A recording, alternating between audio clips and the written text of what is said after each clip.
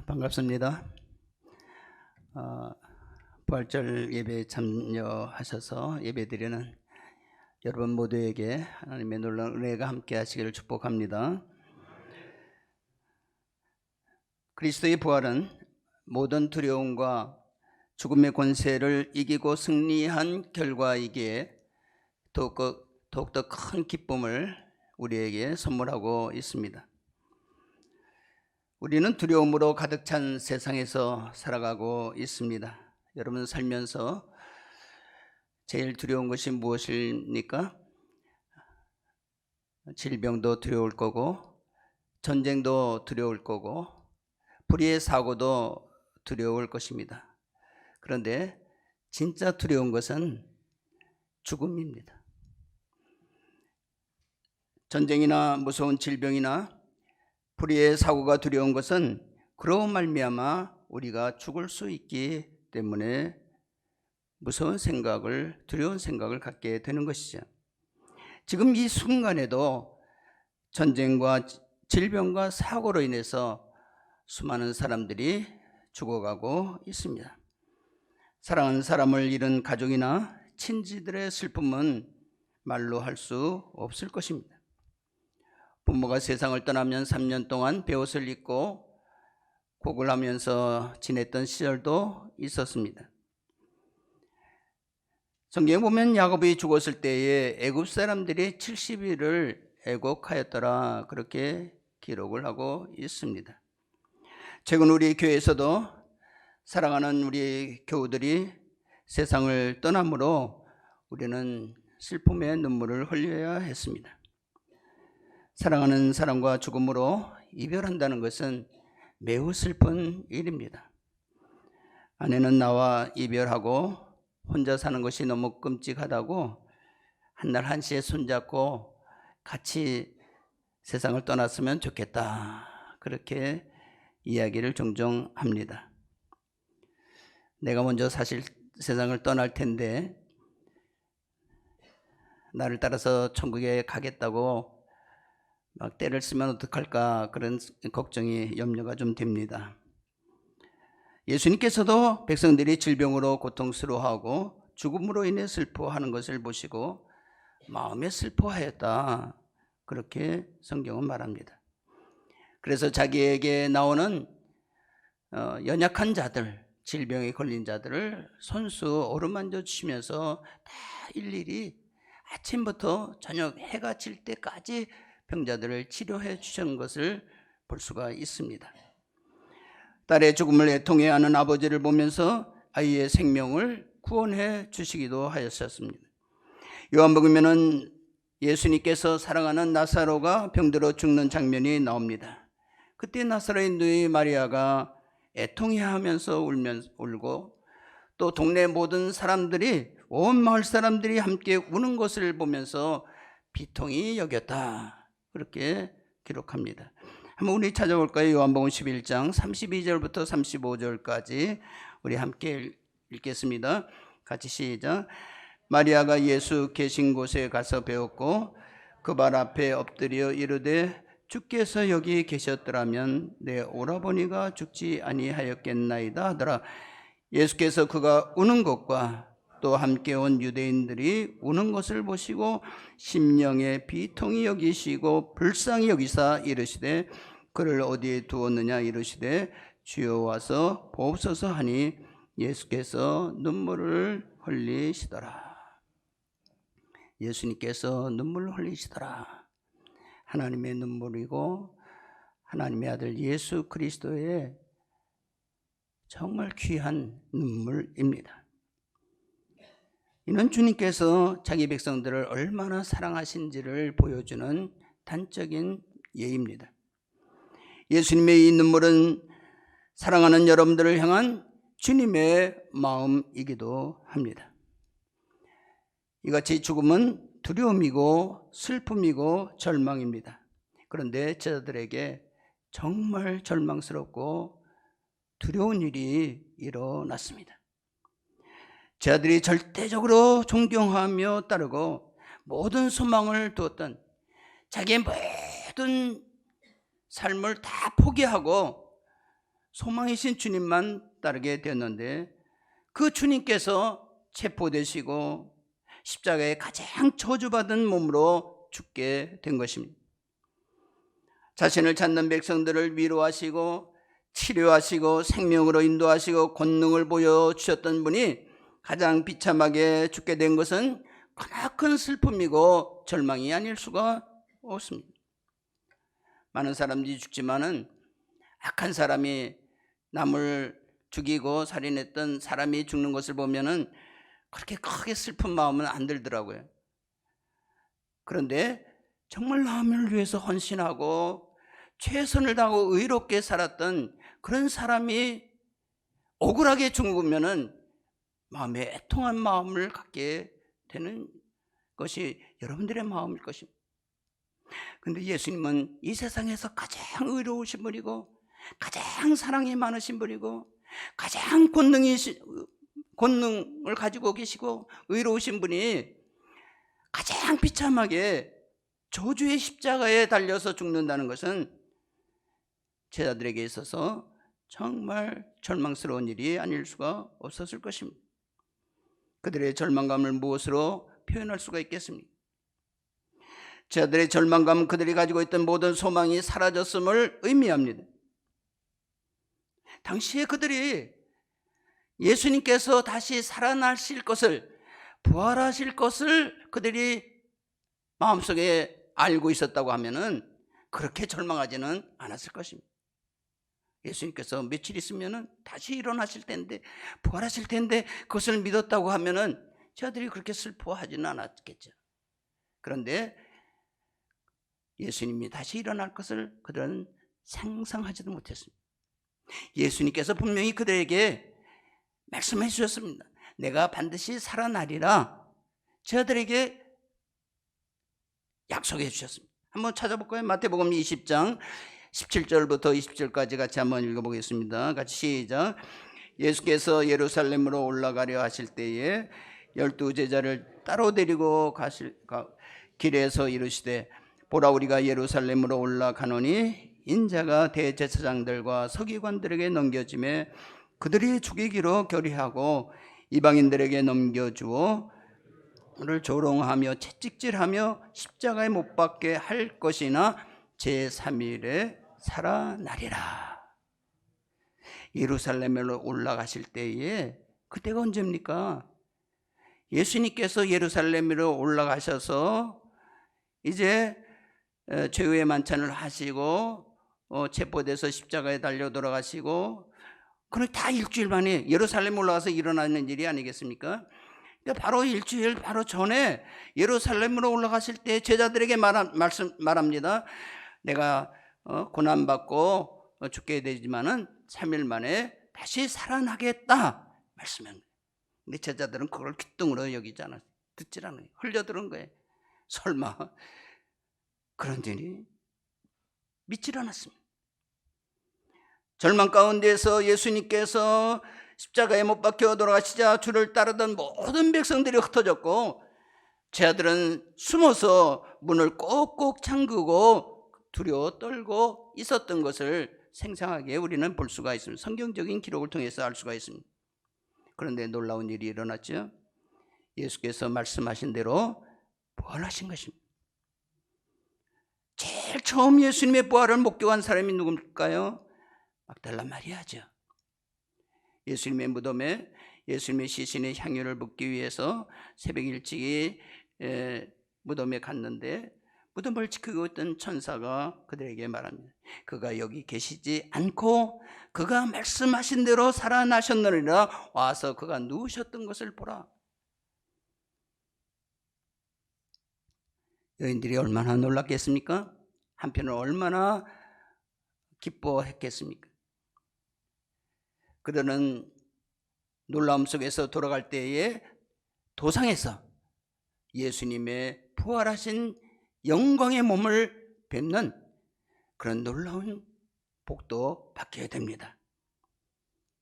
부활하신 영광의 주님을 누가 보았습니까? 제일 처음 본 사람이 누굽니까? 제자들이 아니라 이름도 없이 빛도 없이 주님을 따르고 섬겼던 그 여인들이 뵙는 영광을 누리게 된 것입니다. 그녀들과 같이 주님을 자기 자신처럼 사랑하고 헌신하였던 자들이 이제 재림하실 영광의 주님을 제일 처음 목격하게 될 줄로 믿습니다. 물론 예수님께서 재림하실 때, 영광으로 오실 때 모든 백성들이 다 환영하는 그런 광경을 우리가 볼 수 있겠지만은, 그러나 그 영광의 주님을 가장 영광스럽게 맞이할 수 있는 사람은 지금도 이름도 없이 빛도 없이 교회를 섬기며 하나님의 말씀대로 순종하면서 살아가는 사람들이 그 영광을 누리게 될 것이라고 저는 확실하게 믿습니다. 여러분들이 그런 영광을 누리시는 여러분들이 되시기를 축복합니다. 부활하신 주님은 두려워 떨며 숨어있던 제자들에게도 친히 찾아오셔서 부활하신 자신의 영광스러운 모습을 보여주셨습니다.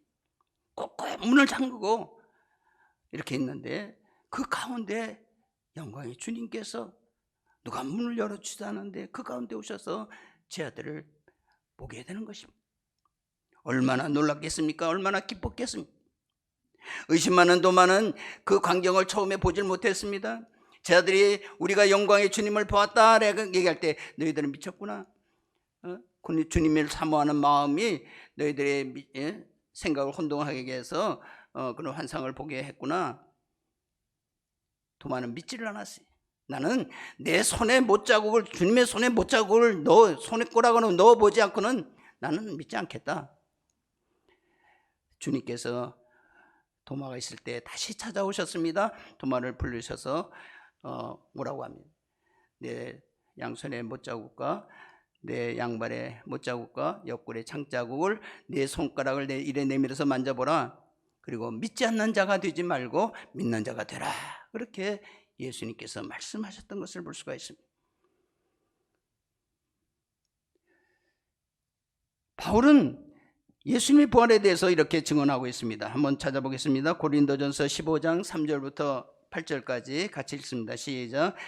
내가 받은 것을 먼저 너희에게 전하였노니 이는 성경대로 그리스도께서 우리의 죄를 위하여 죽으시고 장사 지난 바 되었다가 성경대로 사흘 만에 다시 살아나사 게바에게 보이시고 후에 12 제자에게와 그 후에 500여 형제에게 일시에 보이셨나니 그 중에 지금까지 대다수는 살아있고 어떤 사람은 잠들었으며 그 후에 야고보에게 보이셨으며 그 후에 모든 사도에게와 맨 나중에 만삭되지 못하여 난 자 같은 내게도 보이셨느니라. 여기서 야고보는 주의 형제 야고보를 말하겠죠. 12 제자에게 먼저 보이시고 그 다음에 또 주의 형제 야고보에게도 보이시고 만삭되지 못한 그래서 난 자 같은 나에게 바울에게도 주님께서 영광의 몸을 보여주셨다. 예수님의 부활은 상상하여 지어낸 전설과 같은 이야기가 아닙니다. 예수님의 부활은 부활의 현장을 생생하게 목격한 증인들의 기록과 하나님의 말씀에 담겨서 담대하게 전해져 내려오고 있습니다. 부활의 증거는 제자들의 삶의 변화를 통해서 더욱 분명하게 알 수가 있습니다. 부활의 신앙을 갖기 전과 그 후가 완전히 달라진 것을 우리가 볼 수가 있습니다. 그렇게 일부러 만들어낼 수가 없는 거예요. 예수님의 부활을 목격한 후 제자들에게서는 더 이상 두려움과 절망 가운데 떨고 있었던 그들의 모습은 다시는 찾아볼 수가 없게 되었습니다. 베드로는 예수님의 수제자 아닙니까? 사랑을 가장 많이 받았던 제자 아닙니까? 그런데도 그는 부활하기 전에 예수님의 말씀 예언대로 여종 앞에서 3번씩이나 자신을 모른다고 부인했던 연약한 인간이었습니다. 그런데 부활한 후에 베드로는 완전히 달라졌습니다. 자신을 신문하는 대제사장과 서기관과 바리새인들 그리고 거기 관원들이 쫙 둘러져 있는 공회에서 신문하지 않습니까? 사실 여러분들이 재판장에 저도 안 가봤습니다만은 가보면 달 떤다고 그래요. 딱 자기를 신문하는 사람 앞에서 아무리 흉악한 죄인이라도 벌벌 떨면서 왜? 조금이라도 말을 잘해야 형량을 감면받을 수 있으니까 아주 잘 보인다고 그래요. 눈물 콧물 흘리면서 용서해달라고 가짜로 그렇게 얘기하는 사람들 많다는 거예요. 얼마나 두려운 곳입니까? 지금 여기는 자기를 사형언도 내릴 수도 있는 그런 곳입니다. 그런데 베드로는 거기에서 담대한 마음을 갖습니다. 이렇게 말합니다. 사도행전 4장 8절부터 같이 한번 읽겠습니다. 12절까지 시작. 이에 베드로가 성령이 충만하여 이르되 백성의 관리들과 장로들과 만일 병자에게 행한 착한 일에 대하여 이 사람이 어떻게 구원을 받았느냐고 오늘 우리에게 질문한다면 너희와 모든 이스라엘 백성들은 알라. 너희가 십자가에 못 박고 하나님이 죽은 자 가운데 살리신 나사렛 예수 그리스도의 이름으로 이 사람이 건강하게 되어 너희 앞에 섰느니라. 이 예수는 너희 건축자들의 버린 돌로서 집 모퉁이의 머릿돌이 되었느니라. 다른 이로서는 구원을 받을 수 없나니 천하 사람 중에 구원을 받을 만한 다른 이름을 우리에게 주신 일이 없음이라 하였더라. 백성의 관리들과 장로들아, 지금 이 신문관들입니다. 재판관들입니다. 만일 병자에게 행한 착한 일에 대하여 이 사람이 어떻게 구원을 받았느냐고 너희들이 나에게 질문한다고 하면은, 지금 베드로와 요한이 그 성전 미문에 안진뱅이가 되어서 안진뱅이 거지가 되어서 지금 구걸하고 있지 않습니까? 많은 사람들한테 또 이제 동전을 주면서 이렇게 구제를 해주고 그러는데, 베드로 요한이 지나갈 때 이렇게 손을 내면서 할 때에 베드로가 뭐라고 말합니까? 은과 금은 내게 없거니와 내게 있는 것으로 내게 주노니 곧 나사렛 예수 그리스도의 이름으로 일어나 걸어라. 그럴 때 그 안진뱅이가 벌떡 일어나서 달려가며 춤추며 성전 안으로, 지금까지 성전 미문에 앉아서 구걸만 했는데 그가 성전 안으로 들어가면서 하나님을 찬양하는 장면이 멋있는 장면이 납니다. 사람들이 얼마나 놀랐겠어요. 그 주위에 있는 사람들이 얼마나 놀랐겠어요. 이 소문이 막 퍼지니까 지금 예수를 그들이 잡아 죽였는데 예수의 이름이 막 일어나게 되니까 이거 안 되겠다, 큰일 나겠는데 저들은 안 되겠다, 잡아와라. 그러면서 베드로 요한 잡아와가지고서 신문하는 장면이 나옵니다. 여기 신문하는, 그때 베드로가 그들 앞에서 나오는 거예요. 병자에게 행한 착한 일에 대해 이 사람이 어떻게 구원을 받았느냐 오늘 우리에게 질문한다고 하면은, 너희 모든 이스라엘 백성들은 알라. 너희가 십자가에 못 박고 하나님이 죽은 자 가운데서 살리신 나사렛 예수 그리스도의 이름으로 이 사람이 건강에 되어 너희 앞에 섰느니라. 안진뱅이가 지금 서서 그 옆에 있는 거예요. 이 예수는 너희의 건축자들이 버린 돌로서 집 모퉁이의 머릿돌이 되었느니라. 너희들은 버린 돌이지만은 하나님께서 그를 머릿돌이 되게 하셨다. 다른 이로서는 구원을 받을 수가 없나니 천하 사람 중에 구원받을 만한 다른 이름을 우리에게 주신 일이 없음이니라. 오직 예수 그리스도의 이름으로만 구원을 얻을 수가 있다. 베드로가 달라졌어요? 안 달라졌어요? 많이 달라졌죠. 많이 달라졌어요. 무엇 때문에? 부활의 신앙이 딱 베드로에게 들어가니까 이렇게 달라진 거예요. 이런 담대함이 여러분들에게 있기를 축복합니다. 부활의 신앙을 가진 그들에게 있어서 세상의 권력과 죽음과 질병은 더 이상 그들의 두려움이 대상이 될 수가 없었습니다. 여러분들이 살면서 두려워하는 것이 무엇입니까? 질병입니까? 무서운 질병입니까? 전쟁입니까? 또 불의의 사고입니까? 이 세상의 그 모든 두려움과 죽음으로 인도하는 그 모든 두려움을 극복하는 가장 중요한 비결은 무엇인가? 바로 부활의 신앙에 있다는 것을 오늘 본문은 우리에게 말씀하고 있습니다. 부활의 신앙으로 단단히 무장하는 여러분들이 되시기를 축복합니다. 부활의 신앙은 새로운 삶으로 우리를 인도합니다. 저들은 부활하신 주님을 영접함으로 완전히 새로운 인생이 시작이 됐습니다. 지금까지 주님과 함께 했지만은 그 삶은 온전한 삶이 아니었어요. 온전한 신앙으로 이끌어가는 신앙이 아니었어요. 많은 성도들이 교회에 나와서 신앙생활을 하지만은 완전한 신앙으로, 완전한 삶의 변화를 통해서 신앙생활을 하는 사람들은 또 다른 문제예요. 여러분들의 신앙이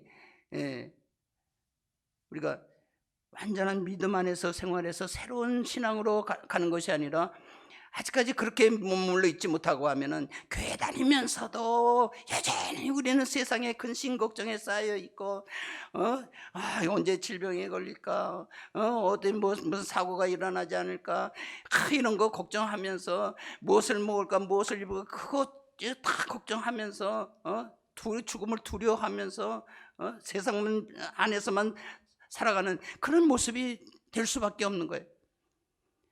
우리 여러분들의 신앙이 그런 신앙에 머물리지 않고 예수 그리스도의 부활의 신앙을 통해서 새 생명의 역사를 통해서 새로운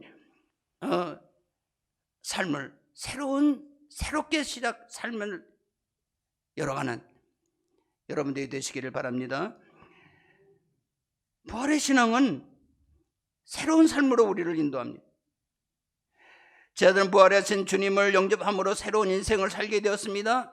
그 삶은 기쁨이 넘치는 삶입니다. 감사가 넘칩니다. 산 소망이 있습니다. 권능 있는 삶이 되었습니다. 진짜 그리스도의 생명을 품은 삶이 된 것입니다. 그리스도의 생명을 품은 제자들에게 사람들은 몰려옵니다. 생명이 있는 곳에 사람들이 몰려온다는 것입니다. 가뭄이 있어도 물이 있는 곳에 생명들이 몰려들잖아요. 마찬가지로 이 세상에도 생명이 있는 곳, 지금 세상은 생명이 굉장히 수십억의 생명이 있지만은 진짜 참 생명을 가지고 살아가는 곳이 그렇게 많지 않습니다. 그런데 참 생명이 있는 곳에는 영혼들이 모이게 됐어요. 제 아들이 참된 생명을 갖고 그리스도를 전파하니까 사람들이 그들에게 모였어요. 제 아들은 그들에게 그리스도의 새 생명을 품게 인도하는 역할을 하게 됩니다. 오늘 본문 같이 한번 읽어보겠습니다. 시작. 그러므로 우리가 그의 죽으심과 아파여 세례를 받음으로 그와 함께 장사되었나니 이는 아버지의 영광으로 말미암아 그리스도를 죽은 자 가운데서 살리신 것 같이 우리로 또한 새 생명 가운데서 행하게 하려 함이라. 우리가 그의 죽으심과 합하여 세례를 받음으로 그와 함께 장사되었나니, 여러분들이 그리스도와 함께 장사되었다고 오늘 보면 이렇게 말씀합니다. 우리가 그리스도와 함께 죽었으니, 갈라디아서 2장 20절에도 나오잖아요. 우리가 그리스도와 함께 죽었습니다. 뭐가 죽었습니까?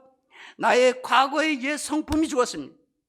죄 속에서 죄 가운데 살던, 그리고 죽음의 권세 가운데 살던, 옛날에 그 세상만 바라보고 하나님을 바라보지 못하고 이 세상에 살던 그 모든 것, 과거에 잘못된 그 내 자아가 예수 그리스도의 십자가를, 예수님께서 그 모든 나의 허물을 뒤집어 씌우고 십자가에 죽으셨다고 그렇게 말씀하고 있는 것입니다.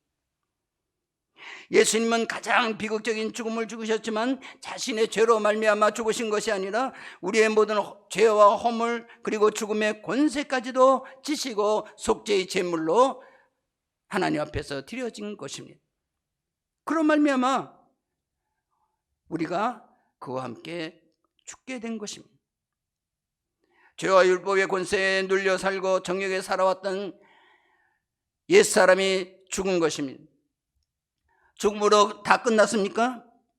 예수님이 죽음으로, 십자가의 죽음으로 끝났습니까? 아니잖아요.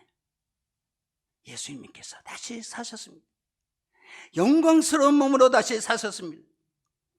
아버지의 영광으로 말미암아 그리스도를 죽은 자 가운데서 살리신 것과 같이 우리를 새 생명 가운데서 살아가도록 우리를 새롭게 태어나게 하셨다. 그리스도를 죽은 자 가운데서 살리신 누가? 아버지의 영광으로 말미암아 그리스도를 죽은 자 가운데 살리신 것 같이 우리도 또한 새 생명 가운데서 행하게 하려 함이라. 우리를 새롭게 태어나게 하셨다는 것입니다. 새 생명을 품고 살아가는 새로운 인생이 된 것입니다. 이제 여러분은 죽음의 권세를 넘어서, 죄와 죽음의 권세를 넘어서 영원한 새 생명을 품고 소망 가운데 살아가는 인생이 되었습니다. 436장 이런 내용의 찬양이 있습니다. 나 이제 주님의 새 생명 얻은 몸, 옛것은 지나고 새 사람이로다. 나 이제 주님의 새 생명 얻은 몸, 옛것은 지나고 새 사람이로다. 그 생명 내 맘에 강같이 흐르고 그 사랑 내게서 해같이 빛난다. 영생을 맛보며 주 안에 살리라. 오늘도 내일도 주 함께 살리라. 이게 오늘의 그 설교 내용에 그대로 담겨져 있습니다. 이제 주님의 새 생명 얻은 몸, 이제 우리는 주님의 영원한 생명을 품고 살아가는 사람이 되었습니다. 새 사람이 되었습니다. 예수 그리스도의 생명, 예수 그리스도께서 우리에게 주시는 생수의 강같이 흐르는 삶, 예수 그리스도의 생명이 여러분들의 영혼 속에 강같이 흐르는 그 얼마나 멋진 삶입니까? 강같이 흐르고 주의 사랑, 그 사랑 내게서 해같이 빛난다. 하나님께서 우리에게 주신 놀라우신 사랑, 십자가의 사랑, 하나님의 놀라운 여러분들을 향한 그 은혜, 그것이 해같이 빛난다. 누구를 통해서? 이제 여러분들을 통해서, 예수님을 통해서 해같이 이 세상에 비치지만은 이제는 여러분들을 통해서 이 세상에 비치게 되는 거예요. 그리스도의 사랑의 빛이 여러분들의 영혼을 통해서, 여러분들의 삶을 통해서 전해지게 되는 거예요. 예수 그리스도께서 가지고 있던 그 놀라운 사랑과 그 성김과 그 겸손함과 그 충성함과 그 모든 것이 여러분들을 통해서 이제 전해지게 되는 거예요. 빛으로 세상을 향해서, 어둠을 향해서 전해지는 거예요. 그래서 이 세상이 밝게 비치게 되는 거예요. 그런 역할을 우리가 하고 있습니까? 우리 소아강명교회가 그런 역할을 하고 있습니까? 여러분들이 그런 역할을 하고 있습니까? 그렇게 해야 돼요. 왜? 우리는 그리스도의 새 생명을 입은 사람들이기 때문에. 여러분들은 그리스도의 새 생명을 입은 사람들입니다. 이것을 우리는 잊지를 말아야 돼. 그래서 우리의 영혼 속에 그리스도의 생명, 그리스도의 생수의 강이 강같이 흐르고 예수 그리스도의 사랑이 여러분들을 통해서 해같이 빛나는 삶, 얼마나 멋진 삶입니까? 영생을 맛보며 죽음을 두려워하면서 이 세상의 두려움과 막 눌려서 살아가는 그런 인생이 아니라 내 안에 심겨져 있는 예수 그리스도의 생명을 날마다 맛보며 영생을 맛보며 주 안에 살리라. 매일같이 여러분들 세상에 맛있는 음식만 맛보면서 살지 마시고 주님께서 주시는 그 놀라운 영생을 맛보면서 날마다 오늘도 주님께서 나를 사랑하시네, 주님께서 나와 함께 하시네, 내가 오늘 떠나도 내가 주님과 함께 영원히 살게 될 거야. 항상 그런 마음을 갖고 품고 살아간다고 하면은 그 삶이 얼마나 멋있겠어요. 조금 힘든 것이 있어도 그래, 주님께서 모든 걸 이게 해주실 거야. 영생을 맛보며 주 안에 살리라. 오늘도 내일도 주 함께 살리라. 참 귀한 찬양인 줄 압니다. 오늘도 이 찬양의 그 내용이 여러분들의 삶이 되시기를 축복합니다. 항상 부활의 신앙을 가지고 이 세상의 모든 두려움과 모든 그런 것을 다 이기고 극복하고, 내가 이기려고 해서 이기는 게 아니라 부활의 신앙이 내 속에 들어오면, 확실한 믿음이 내 속에 생기면, 그리고 성령께서 나와 함께 하시면 이 세상에 우리가 이기지 못할 것이 없습니다. 극복하지 못할 것이 없습니다. 두려움 속에서 빌빌하게 살아가는 그런 모습이 아니라 당당하게 멋지게 담대하게 살아가는 여러분들의 인생이 되시기를 주님의 이름으로 축복합니다. 사랑의 하나님 감사합니다. 오늘도 부활절 맞이해서 부활의 신앙을 다시 한번 우리의 마음속에 영혼 속에 되새길 수 있도록 인도하여 주신 것을 감사합니다. 우리는 이 세상에 두려움이 많은 세상에서 살아가고 있습니다. 언제 죽을지, 언제 병들지, 언제 사고가 날지, 언제 전쟁이 일어날지 우리는 많은 두려움 속에서 살아가고 있습니다. 하나님, 저희들이 부활의 신앙을 가지고 주님께서 나와 함께 하신다는 믿음을 가지고 이 모든 두려움을 이기고 극복하면서 살아갈 수 있도록 인도하여 주시고, 두려움 속에 살아가는 사람들에게 예수 그리스도의 생명의 빛을 전해줄 수 있는, 우리들의 사랑의 빛을 전해줄 수 있는 귀한 저희들의 삶이 되게 하여 주시옵소서. 감사드렸고 예수 그리스도의 이름으로 기도드리옵나이다. 아멘.